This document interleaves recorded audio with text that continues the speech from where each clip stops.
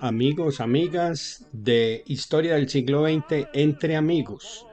Hoy tenemos un nuevo episodio muy interesante y vamos a empezar una serie de 3 capítulos en los que contaremos de manera sencilla pero sin abandonar la rigurosidad histórica la vida de 3 personajes que marcaron y cambiaron el curso de la historia del siglo XX.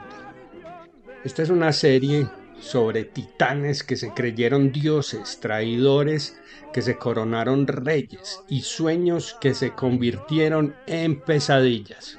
Hoy abrimos el telón de esta serie de 3 con Benito Mussolini, un hombre que emergió de un pueblo olvidado con un cuchillo en la mano y una lengua de fuego para convertirse en Il Duce, el rostro del fascismo.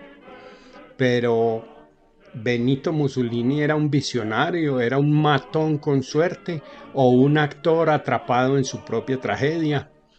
Imaginen solamente este escenario: un niño de 10 años le clava un cuchillo a un compañero. Ese mismo niño termina apuñalando el corazón de una nación y esta es su historia. La dichiarazione di guerra è già stata Vámonos consegnata entonces agli ambasciatori. hasta 1883, en un pequeño caserío perdido en las colinas de la Emilia-Romagna en Italia, Dovia di Predapio. Las casas de piedra parecen susurrar historias olvidadas. Apenas un puñado de viviendas rodeadas de viñedos.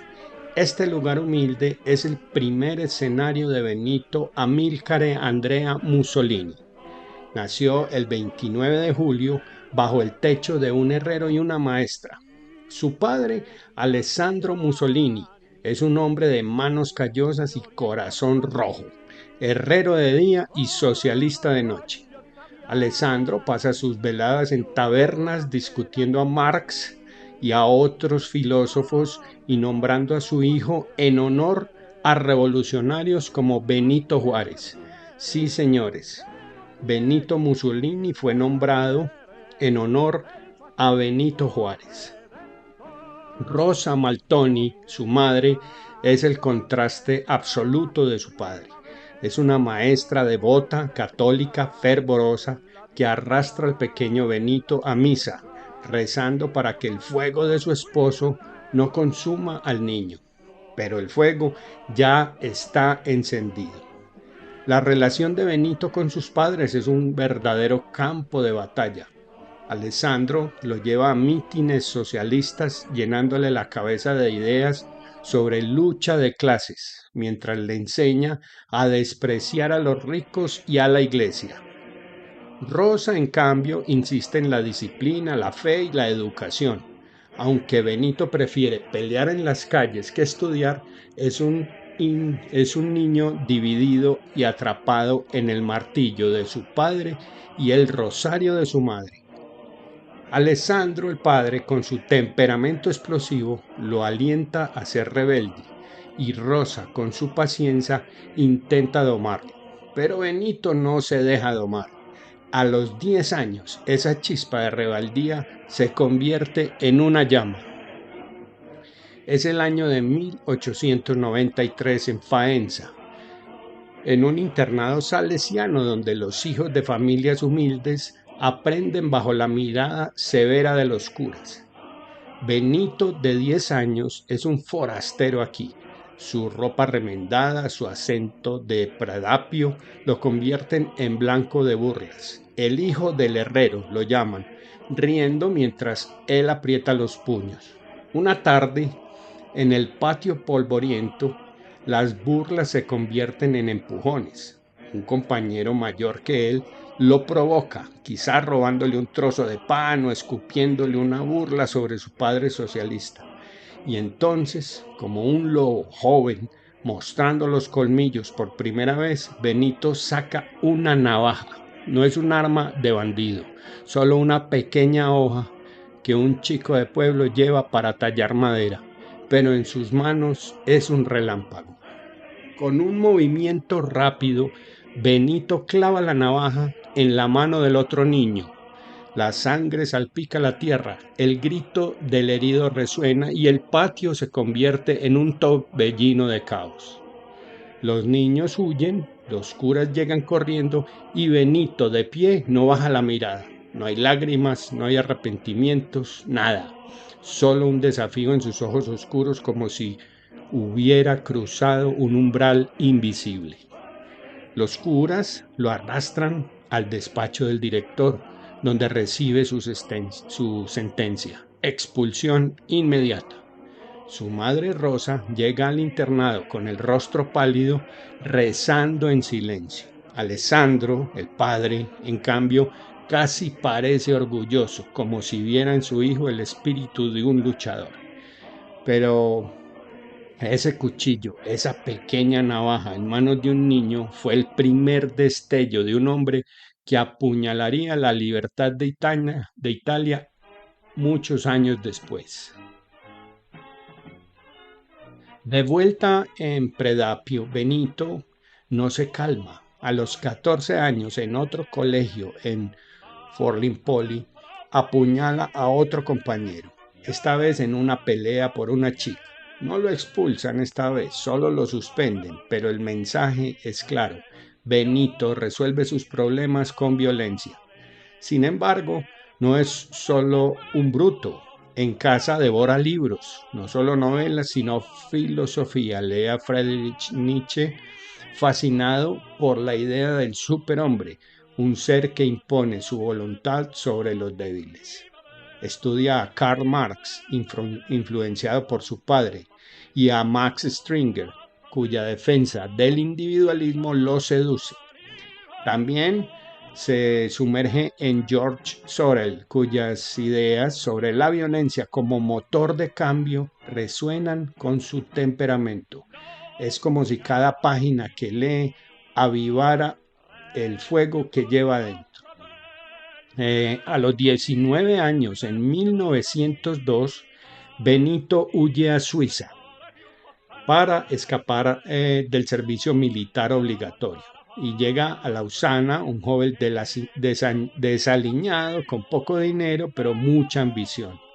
Allí se desempeña como albañil, cargando ladrillos bajo el sol y como periodista ocasional, escribiendo artículos incendiarios para periódicos socialistas. Se une a círculos radicales, da discursos en tabernas llenas de humo y seduce a las multitudes con su atronadora voz. Pero su vida en Suiza es caótica, vive en albergues mugrientos, pasa hambre, la madre le envía dinero, cuando no le envía dinero pide en las calles, es arrestado varias veces por vagancia y agitación política, y por allá en 1903 las autoridades suizas lo deportan, cansados de sus mítines y su desprecio por la ley. Regresa a Italia no como un fugitivo derrotado, sino como un héroe rebelde, con la cabeza llena de ideas y el corazón ardiendo de furia. De vuelta en Italia, Mussolini se sumerge en el socialismo, se une al Partido Socialista Italiano y escribe para el periódico Avanti. Se convierte en una estrella en ascenso. Sus discursos, llenos de pasión y ataques a la burguesía, electrizan a los trabajadores, pero su temperamento lo traiciona. En 1914 rompe cobijas o se aparta del Partido Socialista Italiano y apoya la entrada de Italia en la Primera Guerra Mundial. Su argumento es que la guerra aceleraría la revolución.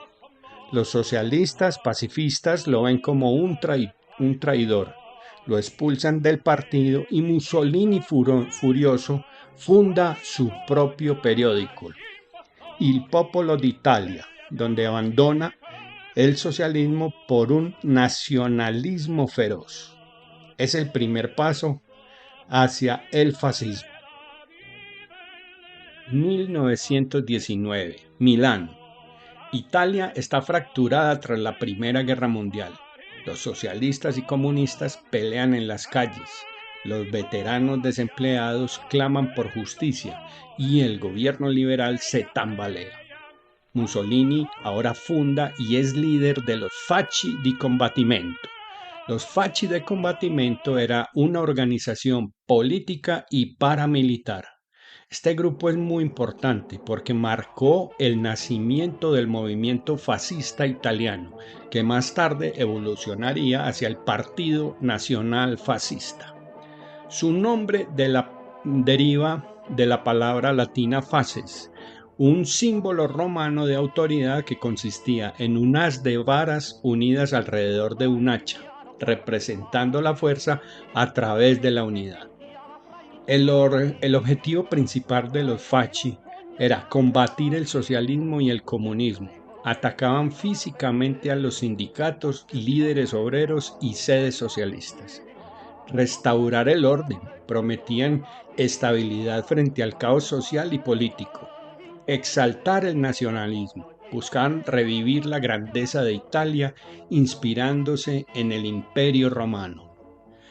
Pero ¿por quién estaba compuesta esta organización? Los Fasci de Combattimento estaban formados por veteranos de guerra, exsoldados desilusionados, especialmente los Ardati, que eran las tropas de élite, que aportaban experiencia militar. También había allí jóvenes nacionalistas, estudiantes y miembros de la clase media atraídos por el discurso de Mussolini. Había matones y oportunistas, hombres que estaban dispuestos a usar la violencia para intimidar a los opositores.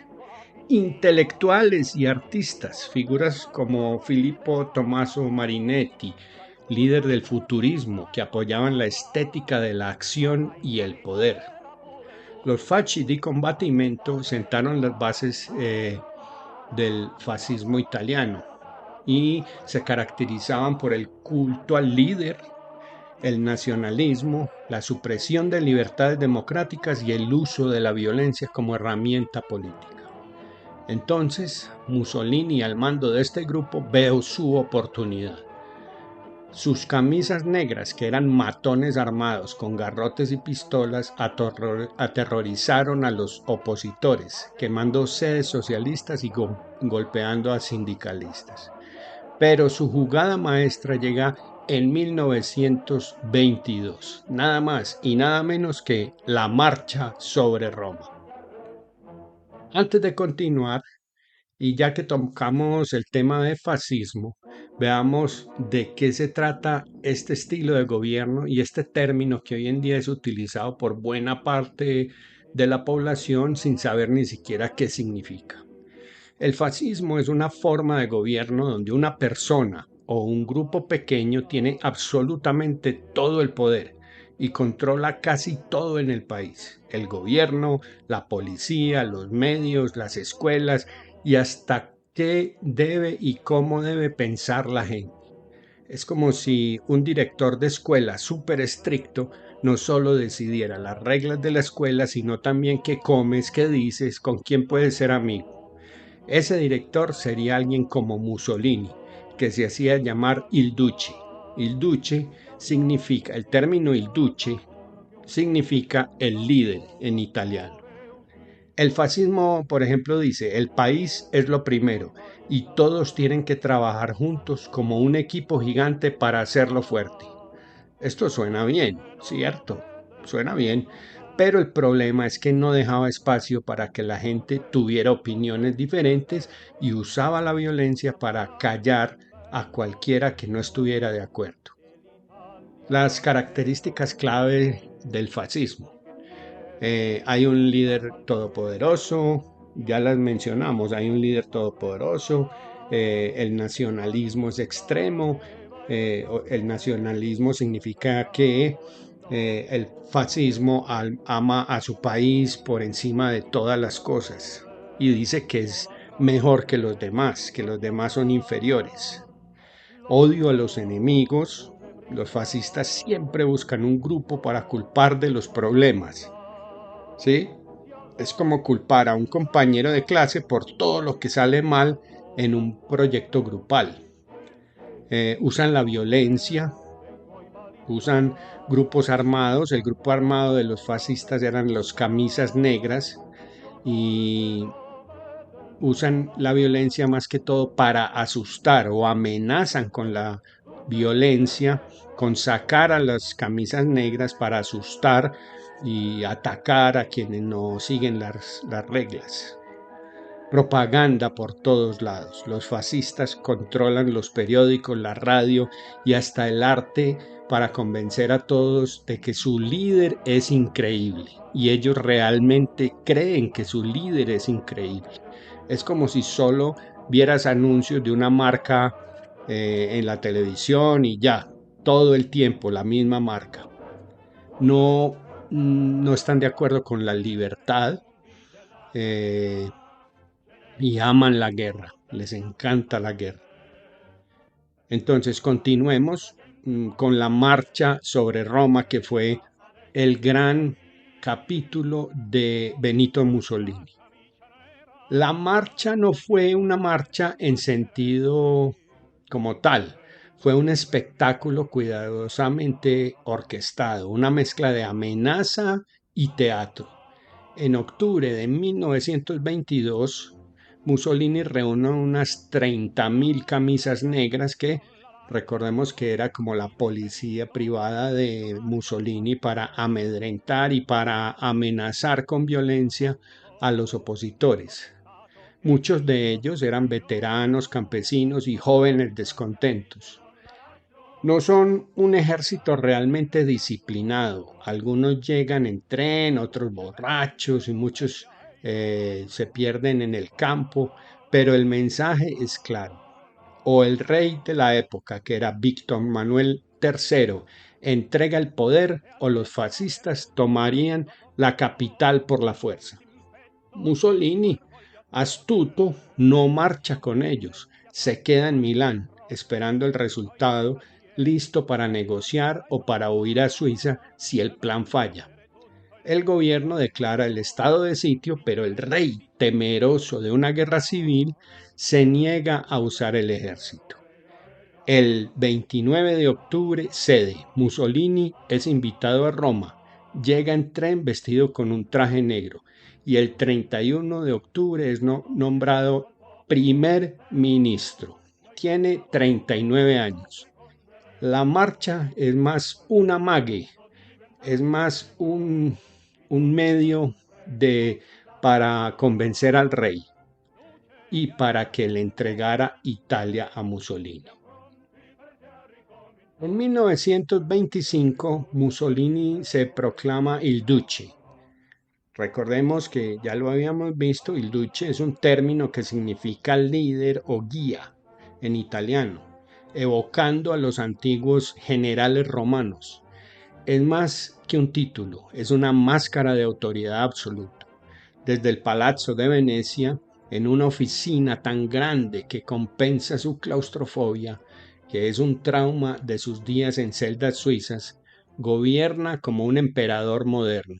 Eliminan partidos, censuran la prensa y crea un estado policial.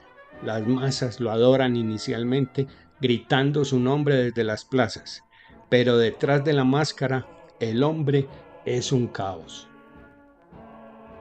Su vida personal es un verdadero torbellino. En 1914 Mussolini se casa con Aida Dalser, una peluquera apasionada que le da un hijo, Benito Albino. Pero cuando asciende al poder, Aida se convierte en un inconveniente. La repudia, destruye los registros de su matrimonio y la encierra en un manicomio donde muere en 1937. Su hijo, también internado, muere en 1942. En 1915, Mussolini se casa con Rachel Guidi, una campesina de Predapio, su tierra, fuerte, leal, que le da 5 hijos: Eda, Vittorio, Bruno, Romano y Anna María. Rachel, a diferencia de Aida, soporta sus infidelidades con verdadero estoicismo, viviendo a la sombra de su ambición. y las infidelidades de Mussolini son demasiadas. Se calcula o se dice, algunos autores, que tuvo más de 600 amantes. Varias de esas amantes fueron famosas. Por ejemplo, estaba Margareta Sarfatti, una intelectual judía y crítica de arte. No solo es su amante, sino su asesora cultural, ayudando a moldear la propaganda fascista hasta que las leyes raciales de 1938 la obligan a exiliarse. Pero la amante más famosa de Mussolini es Clara Petacci o Claretta, una joven de 28 años que cuando lo conoce en 1936 queda enamorada inmediatamente. Claretta o Clara Petacci es hija de un médico del Vaticano. Es hermosa, apasionada y obsesionada por Mussolini, quien le dobla la edad. Escribe diarios llenos de devoción, lo espera en su apartamento romano y soporta sus cambios de humor. Claretta no solo es su amante, es su compañera hasta el final. Una mujer que elige morir con él, de amor, de obsesión, quién sabe, pero su destino está sellado. En 1929, Mussolini tiene un reto grande, se enfrenta a un poder más antiguo que el suyo, nada más y nada menos que la Iglesia Católica. Los estados pontificios, que eran vastos territorios controlados por los papas, habían sido anexados por Italia en 1870 bajo el rey Víctor Manuel II. El papa de la época, Pío IX, o Pío IX, indignado, se declaró prisionero en el Vaticano. A partir de ese momento, los papas siguientes no salían del Vaticano y Pío IX rechazó cualquier trato con el nuevo reino italiano. Durante muchas décadas, la tensión entre Roma y la Iglesia fue un nudo sin desatar. A esto se le llamó la cuestión romana. Mussolini, pragmático, ve una gran oportunidad. En 1929 firma el Tratado de Letrán con el Papa Pío XI. Ese tratado le otorga a los papas el Vaticano, que es un área de unas 44 hectáreas, y los hace soberanos como un estado independiente. A cambio, el Vaticano o la Iglesia Católica le da apoyo eclesiástico, o sea, le da su apoyo a Mussolini. Es un trueque maestro. Mussolini, anticlerical, que casi fue excomulgado, se gana la bendición del Papa, pero no es fe, es poder. Ampliemos este cuento que está muy interesante por el momento en que estamos y gran parte de la humanidad tiene los ojos puestos en el Vaticano. Vamos a ver un poco más de qué se trata esa formación del Vaticano y qué tuvo que ver con Benito Mussolini. Hace siglos los papas no solo eran líderes religiosos, sino también gobernantes de territorios grandes en el centro de Italia. Estos estados se llamaban los estados pontificios. Incluían Roma, regiones como Lacio, Umbría, Marcas, parte de la Emilia-Romagna. Desde la Edad Media los papas actuaban como reyes, con ejércitos, impuestos, leyes propias. Era como si el papa fuera el presidente de un país, además líder de la iglesia. Sin embargo, en el siglo XIX, Italia, que no es lo que conocemos hoy, sino que eran una serie de estados pequeños, empezó a unificarse como un solo país bajo algo que llamaron el Reino de Italia. Y esto puso a los estados pontificios en peligro, porque el nuevo reino quería a Roma como su capital. En 1870, las tropas italianas lideradas por el rey Víctor Manuel II invadieron Roma y anexaron los estados pontificios. El Papa Pío IX o Pío IX, furioso, perdió casi todo su terreno y se encerró en una de las colinas en el área alrededor de la Basílica de San Pedro, declarándose prisionero del Vaticano. Desde entonces, los papas se negaron a negociar con Italia, creando una tensión conocida como lo vimos ahora, la cuestión romana. En 1929, Italia está bajo el gobierno fascista de Benito Mussolini, quien quiere consolidar el poder y ganarse el apoyo de la Iglesia Católica, una fuerza muy influyente en la sociedad italiana. Y el Papa Pío XI, por su parte, busca resolver la cuestión romana y garantizar la independencia de la Iglesia. Aquí entra en juego el Tratado de Letrán, que se firmó el 11 de febrero de 1929 entre Mussolini, que representaba al Reino de Italia, y el cardenal Pietro Gasparri, representando a la Santa Sede. Entonces, ¿qué se estableció en ese Tratado de Letrán? En ese tratado tuvo tres partes básicas, tres partes principales. Primero, era un tratado político. Creó la Ciudad del Vaticano como un estado soberano e independiente con un territorio de 44 hectáreas.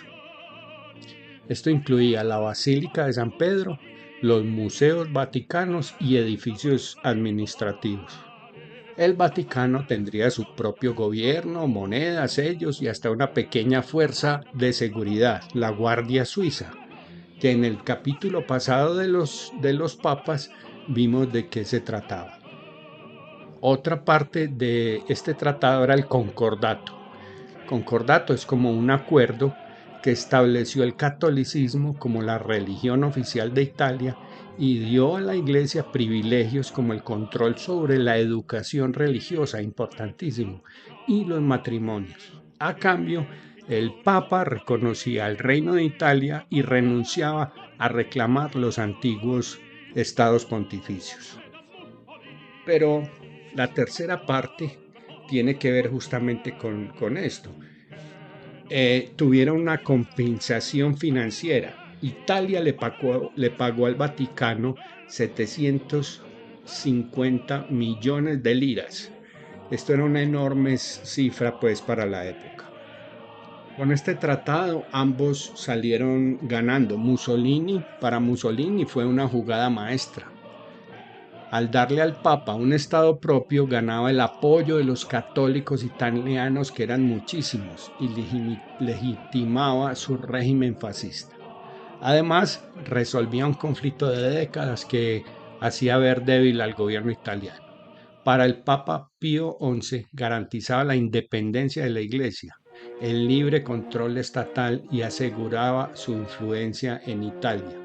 El Vaticano podía seguir siendo el centro espiritual del catolicismo mundial sin ninguna interferencia. El resultado final. La Ciudad del Vaticano nació como un estado soberano, con el Papa como su monarca absoluto.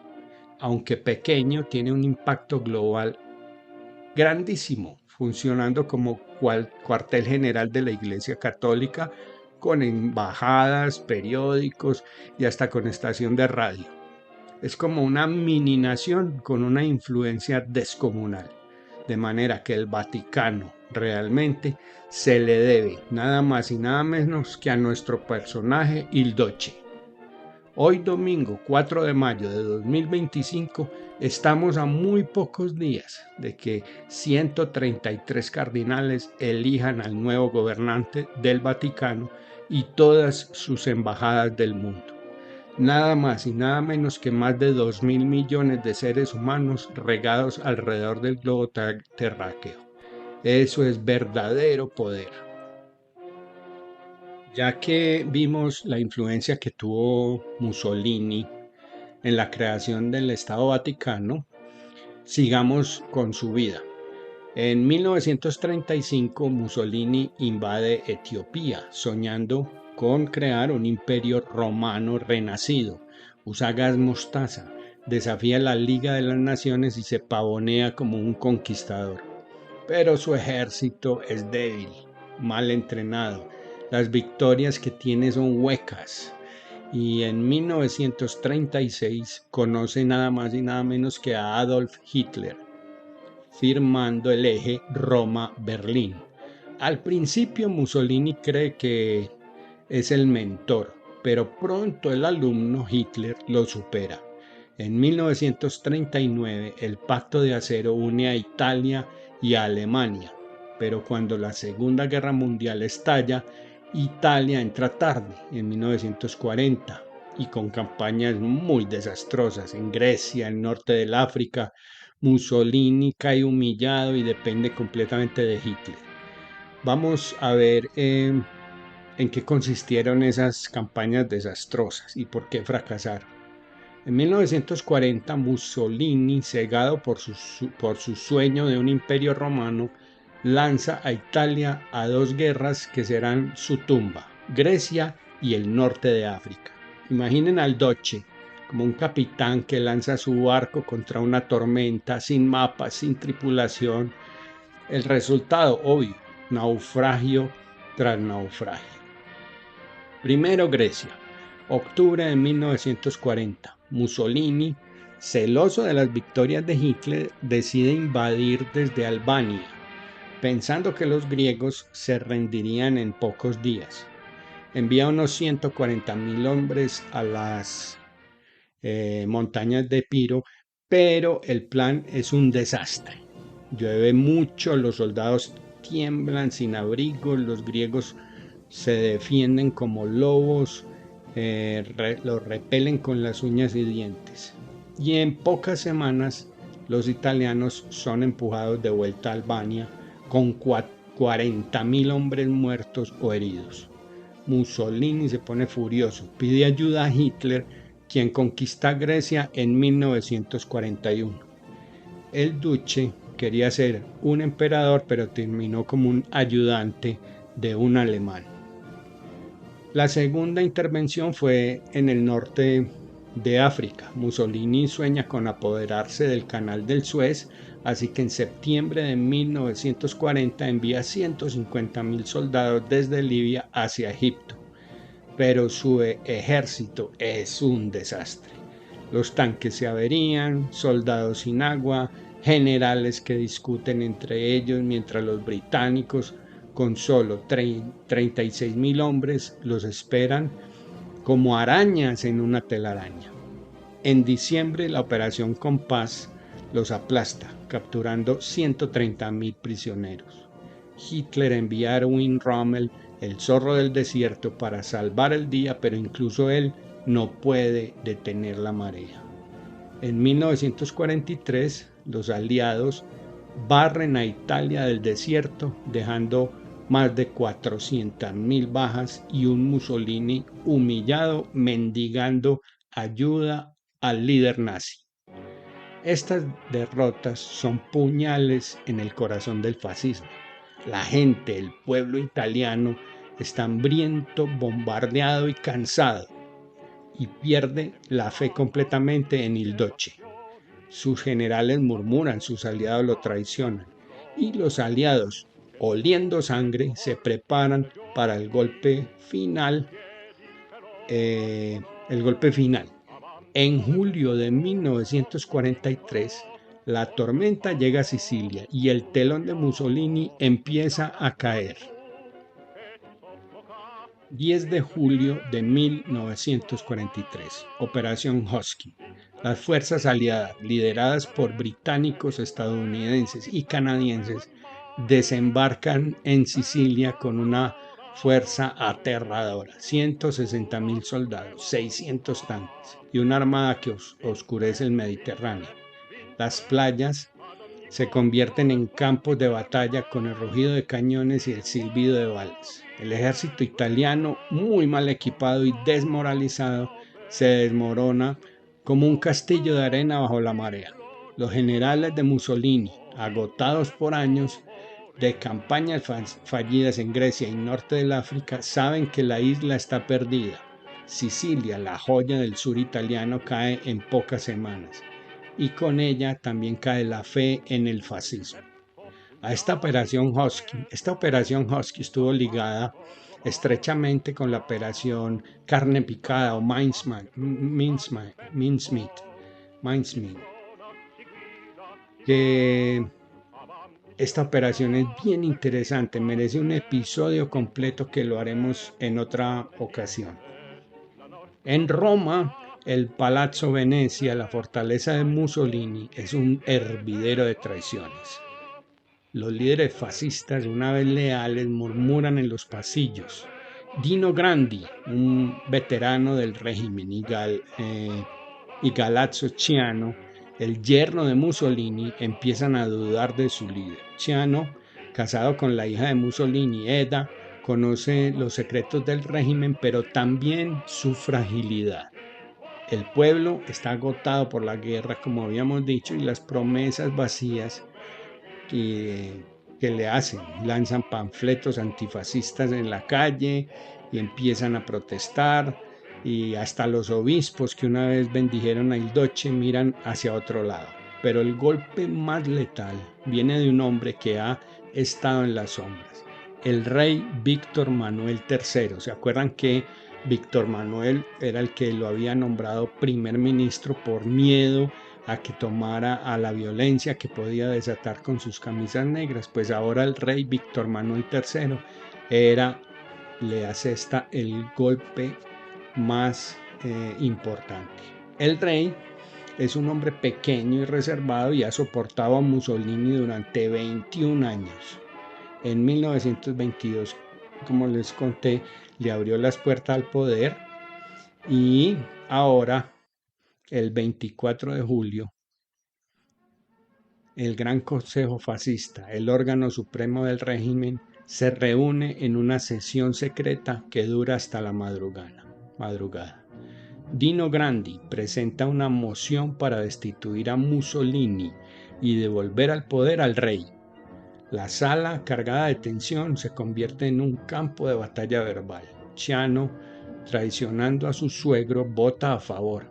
Al final, la moción pasa con 19 votos contra 7. Es la primera vez que el régimen desafía a Il Duce. Mussolini, atónito, subestima la traición y, creyendo que aún controla al rey, se queda tranquilo. El 25 de julio, Mussolini camina hacia el Palacio Real, la Villa Savoia, convencido de que puede persuadir al rey. Lleva su uniforme fascista muy bien planchado, su barbilla alzada como si fuera el gran jefe de Italia, pero el rey, con su voz fría y sus ojos de halcón, tiene otros planes. En una reunión muy breve, Víctor Manuel le dice: «Querido Duce, el país está en ruinas, es hora de que te vayas». Mussolini se pone pálido, balbucea, es incapaz de creer que su reinado haya terminado. El hombre que se jacta de ser un león fue despedido como un empleado de oficina, con una palmada en la espalda y una orden de arresto.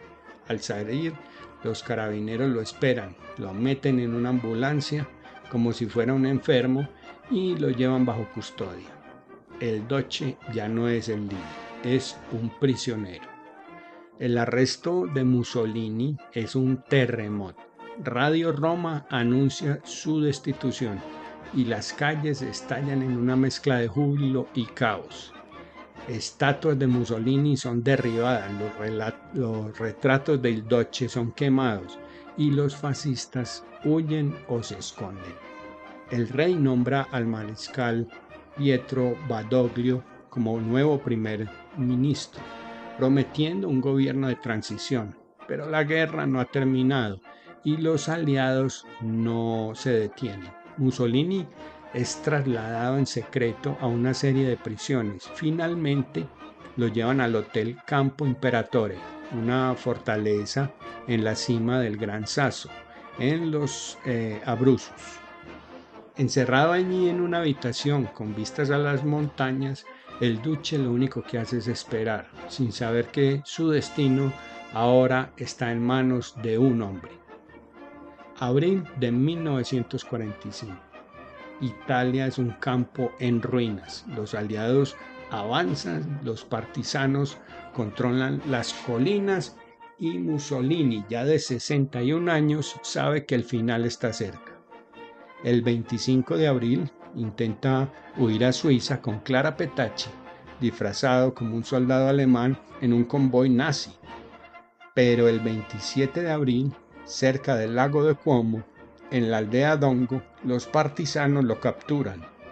Mussolini es escondido bajo un abrigo, pero lo reconocen. Los partisanos lo reconocen y uno de ellos grita su nombre. Clara permanece a su lado, no huye. Es una devoción absoluta. El 28 de abril, en Giulino de Mesegra, un pueblo de casas de piedra y calles estrechas junto al lago Como, Mussolini y Clara son llevados a una colina. El partisano Walter Audicio, conocido como Coronel Valerio, recibe la orden de ejecutarlos. En un claro frente a una cerca rústica, Audicio apunta su ametralladora. Mussolini, según testigos, abre su abrigo y grita: «¡Dispara al pecho!». Clara se aferra a él, suplicando clemencia. 2 ráfagas resuenan. Mussolini cae. Su cuerpo es acribillado. Clara, a su lado, muere instantes después. El lugar, tranquilo y rural, se convierte en un escenario de justicia brutal. Los cuerpos son llevados a Milán, a la Plaza Loreto, una explanada urbana donde los fascistas habían ejecutado partisanos. El 29 de abril son colgados boca abajo en una gasolinera, mientras una multitud furiosa escupe, golpea, lanza piedras. Es el fin humillante del Duce. Hoy, esa Plaza Loreto es una bulliciosa intersección en Milán con tiendas y tráfico, pero hay una placa discreta que recuerda los eventos de 1945. Giulino di Mesegra, por su parte, sigue siendo un pueblo sereno con monumentos en el sitio exacto de la ejecución, visitado por historiadores y curiosos. Algún día vamos a estar por allá. Mussolini dejó una Italia rota, pero su sombra aún persiste. Su cuerpo fue enterrado en Predapio en 1957, en una cripta que atrae a nostálgicos y turistas. Su fascismo inspiró movimientos desde el movimiento social italiano hasta Hermanos de Italia, liderado por Giorgia Meloni, la actual primera ministra. Increíble. Il Duce fue un hombre que sedujo a una nación con su voz, pero pagó el precio de su ambición con una cuerda en una plaza donde fue colgado. Benito Mussolini fue el primero en subir al escenario de los dictadores, pero no el último. En los próximos episodios nos adentraremos en las mentes de Adolf Hitler, el pintor fracasado que incendió el mundo, y de Joseph Stalin, seminarista que convirtió la revolución en un matadero. Esto de hoy es solo el comienzo. La sangre aún corre y las sombras aún acechan. Muchas gracias a todos por su atención. Hasta aquí el episodio de hoy de Hablando del siglo XX entre amigos. Recuerden que les habló Federico Vélez Mejía desde el municipio de El Retiro, Antioquia, y nos vemos la próxima semana, o nos oímos mejor la próxima semana. Muchas gracias.